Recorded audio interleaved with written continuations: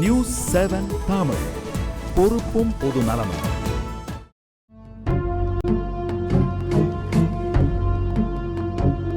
இந்தியாவின் மக்கள் தொகை கணக்கெடுப்பின்படி தரங்கம்பாடியில மட்டும் 49% பெண்கள், 52% இருக்கிறாங்க. தரங்கம்பாடியினுடைய சராசரி கல்வி அறிவு 74%. இதுல ஆண்கள் மட்டும் 79% கல்வி அறிவு பெற்றிருக்கிறாங்க. பெண்கள் 69% கல்வி அறிவு பெற்றிருக்கிறாங்க இந்த தரங்கம்பாடியில.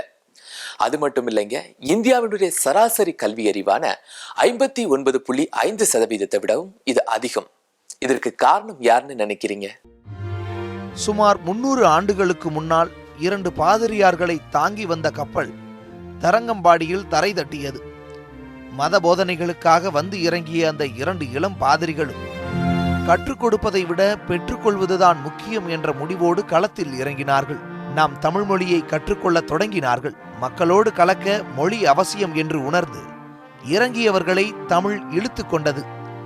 அந்த சுகமான சுழலில் சிக்கிய இருவரில் சீகன் பால்க் என்ற துறவி இன்னும் ஒருபடி மேலே போனார். சீகன் பால்க் அவர்கள் தமிழகத்திலே வந்த பொழுது, தமிழ் கற்க வேண்டும் என்று நினைத்த பொழுது, தரையிலே மண் பரப்பி தன்னுடைய விரலினாலே ஆ ஆ எழுத கற்றுக்கொண்டு, பிற்பாடு தமிழகத்திலே தமிழ் எழுத்துக்களை கற்று மக்களுக்கு ஆன்மீக காரியங்களை போதித்து சமூக விழிப்புணர்வு காரியங்கள் எல்லாம் போதித்த சீகன் பால்க் ஐயர் அவர்கள் இந்திய தேசத்தில் இருந்த வேத சாஸ்திரங்களை எல்லாம் கற்க வேண்டும் என்று சொல்லி அவர் முயற்சி எடுத்தார். நன்றாக கற்றார்.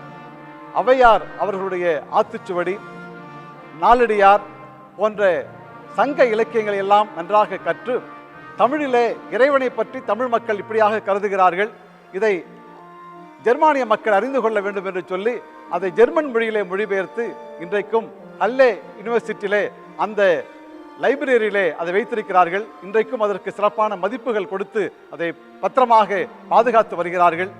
இனத்தாலும் மொழியாலும் நாட்டாலும் நிறத்தாலும் மாறுபட்ட ஒரு மனிதர் ஜெர்மன் தேசத்திலிருந்து இந்த இடத்தை தேர்ந்தெடுத்து இங்கே வந்து தமிழை கற்ற மொழியின் மூலமாக இந்த பகுதியில் உள்ள அடித்தட்டு மக்களை சந்தித்து இறைவனுடைய இயேசு பெருமானுடைய நற்செய்தியை அவர்களுக்கு சொல்லி அந்த மக்களுக்கு இறை உணர்வை மட்டும் ஊட்டுவதனால் எவ்விதமான பிரயோஜனம் இல்லை என்பதை அறிந்து அவர்களுடைய அடிப்படை ஆதாரமாகிய கல்வி அறிவை அவர்களுக்கு போதிக்க வேண்டிய அனைத்து காரியங்களையும் செய்தார்.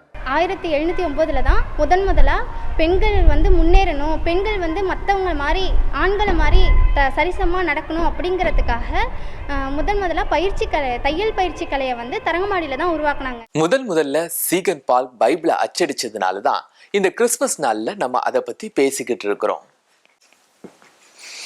முதல்ல பைபிள்ல 300 காப்பிகள் அச்சடிச்சிருக்கிறாங்க. அதை மதத்தையும் தாண்டி மொழியின் ஆட்சியாகவும் நீட்சியாகவும் நம்ம பார்க்கணுங்க. 300 வருஷத்துக்கு முன்னாடி சீகன் பால் முதல்ல தரங்கம்பாடில தான் இறங்கினாரு. அங்க அச்சு இயந்திரம் நிறுவப்பட்டது. எங்க காலேஜுக்கு பின்னாடி கடுதாசி பட்டறைங்கிற ஒரு ஏரியா இருக்கு. அங்கதான் அந்த அச்சு இயந்திரத்திற்கு தேவையான காகிதம் தயாரிக்கப்பட்டது. தெற்கு ஆசியாவிலேயே முதல்ல அச்சு இயந்திரம் தயாரிக்கப்பட்டது தரங்கம்பாடில தான். இன்னைக்கு நாங்க எல்லாரும் தமிழ் பைபிள் வச்சிருக்கோம்னா அதற்கு காரணம் அங்க இருக்க அச்சு இயந்திரம் தான். நாங்க ஃபர்ஸ்ட் முதல்ல பைபிள் தமிழ்ல பிரிண்ட் பண்ணப்பட்டதும் தரங்கம்பாடில தான்.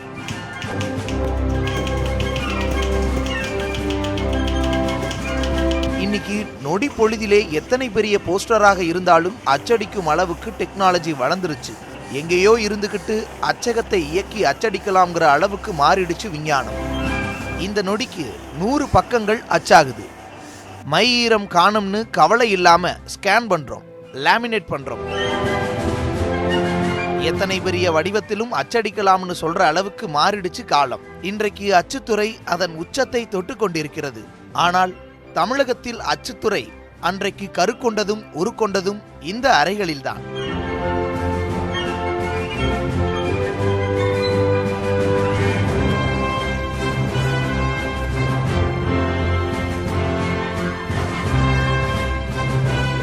இங்கிருந்து சற்று தொலைவில்தான் சீகன் பால் குடியிருந்த இல்லமும் அவர் ஆரம்பித்த மிஷனரியும் அமைந்துள்ளது.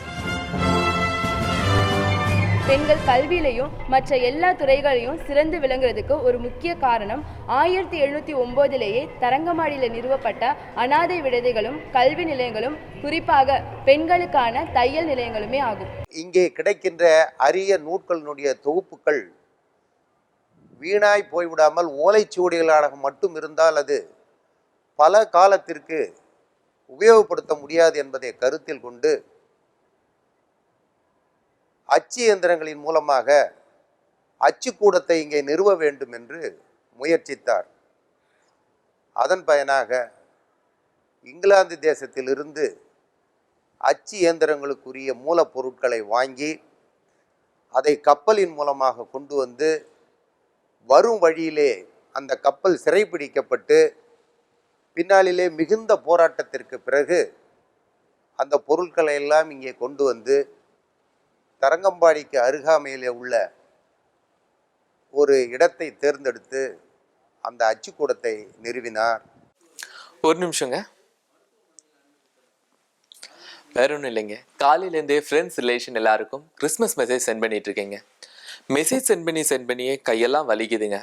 ஆனால் ஒரு காலத்தில் வாழ்த்தட்டைகள் அனுப்புவாங்களே, அதுவும் கையாலே எழுதி அனுப்புறது தனி சுகந்தாங்க.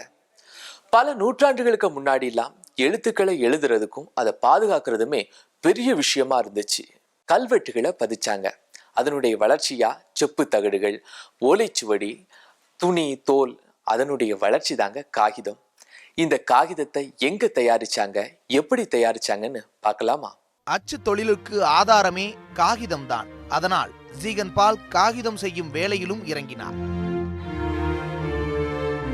கடுதாசி பட்டறைன்னு ஒரு ஊரில் அதுக்கான ஆலை இருந்தது. அந்த வேலை நடந்தது.